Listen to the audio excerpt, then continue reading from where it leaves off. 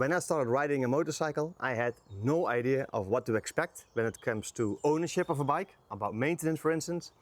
And now, after having ridden in 3 years around roughly 27,000 kilometers with it, I'm more than happy to share with you my experience. So, and what kind of changes were necessary in this period. So let's go into it. My bike is one that is hard to ignore. Every morning I see her from all angles, and boy does she know it. The moment I don't think of her, then I have this other stuff that keeps getting the job done.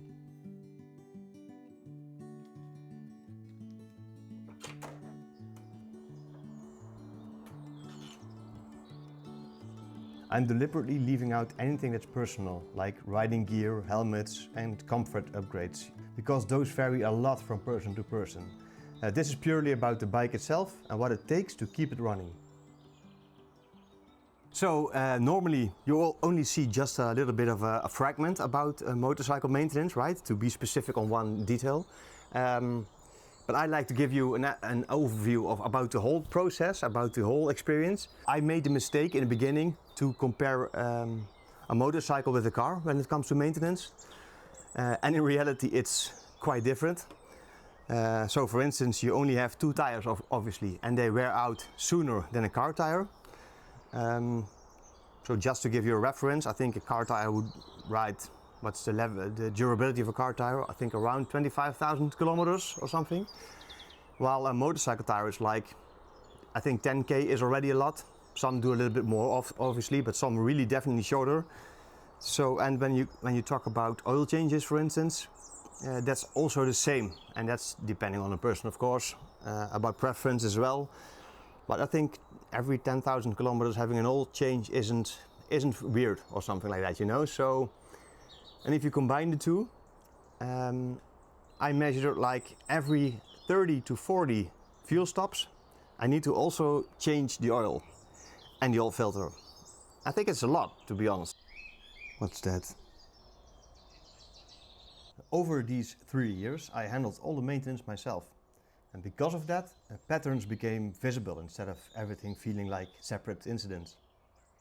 So I'm not going to lie, in the beginning it was pretty overwhelming. All the things that bikes need to be taken care of, you know, all the things are involved. So taking a bike to a dealer would be very normal and make sense in a way. Especially if you don't ride that much, then even more, I think.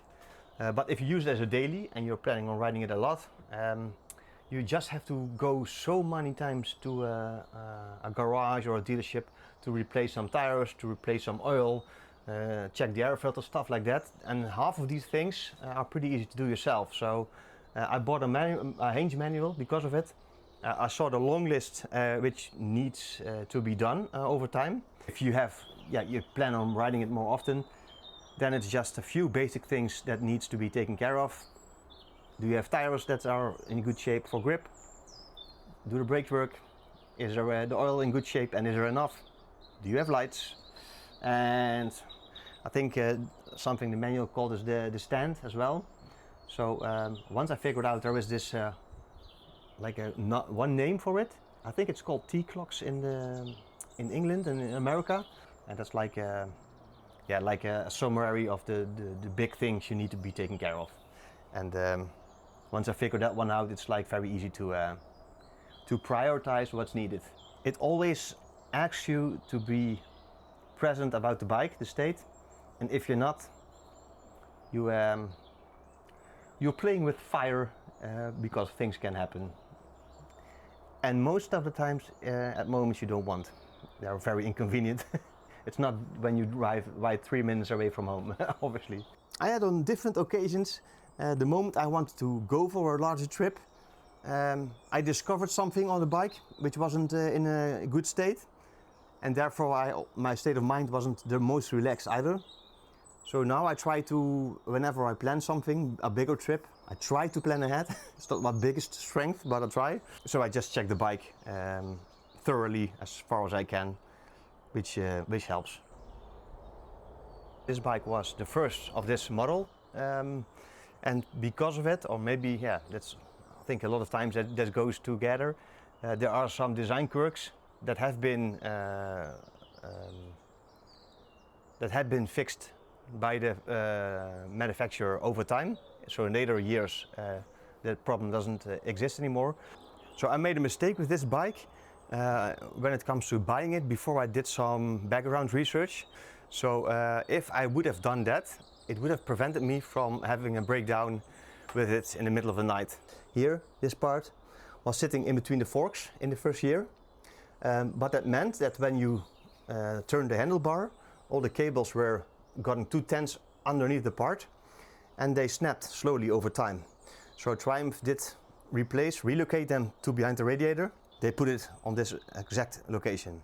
So because I didn't know that, the cables snapped over time, you know, by every time turning, a little copper wire snapped in the whole harness, and over time the bike stopped recharging the battery because the power couldn't be delivered. So what was actually very funny, because of this problem with electrics and me having no clue, the bike didn't start on occasions before the total meltdown came along. So when I didn't start, I just thought I needed to turn the bike to the left, tilt it to the left, like this. And then sometimes it started. But now I know it was when I turned the handlebar to the left, then the copper wires made a connection just enough to to keep the engine starting. But those are small indicators, of course, that something is wrong. And if you don't take care of it immediately, got me stranded. So what stood out to me was that regular maintenance was the problem at all, except maybe a tire change. That was really like hell. Aside from that, it was only this bike-specific quirk that made it challenging. So now I will share with you how this whole experience of 27,000 kilometers riding with a motorcycle and doing all the maintenance myself has cost me so far. So here you see the parts that were involved in this time frame. This is part 1, by the way. And on the other side you see the tools that were related to the necessary parts, in case you would like to do your own maintenance as well, of course. Just as a reminder, this is for 3 years of riding. So you can tell straight away that tires are not cheap. This is about 3 sets of tires, like front and rear, and also with 1 set of inner tubes. I've done this myself, so I've also added the tools in case you would like to do this terrible job yourself as well. I've changed the oil 3 times. That's together with the oil filters. And the bottom 2 cleaning and chain products are roughly 100 euros each a year. So, and on this page you can see the other parts that came along. I've needed to change batteries 2 times.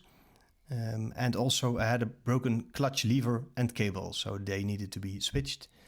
And some other small parts which really add up, but is not really important to mention here. And for the tools, I tried to be as complete as possible here. So I bought a tool roll with some really basic tools which should do the job, even with the right amount of Allen keys specific to my bike. A torque wrench, a battery charger, a battery charger since the other batteries died, and a tire pressure gauge. And about costs, nothing special here. The batteries aren't that expensive, that was some luck. And small parts, all very cheap, but they all add up over time, of course. And tool-wise, it was for this listing here around 350 euros together. So in total, the parts came down to a little bit over 2,000 euros. And for the tools, it was around 700 euros. So after riding 27,000 kilometers or 16,500 miles, the costs came down to 2,770 euros. This is roughly estimated, of course, which is per 1,000 kilometers like around 100 euros, and per 1,000 miles, roughly $190. So these costs excludes fuel, taxes, insurances and modifications to the bike. And of course the tools are an investment, so I hope future maintenance that is the same as previously, they should save some. Now I'm very curious about how this holds up against your experiences about the ownership. So if you have something to share, that would be awesome. I hope this gave you a good insight about the general ownership of a motorcycle, especially when you ride often.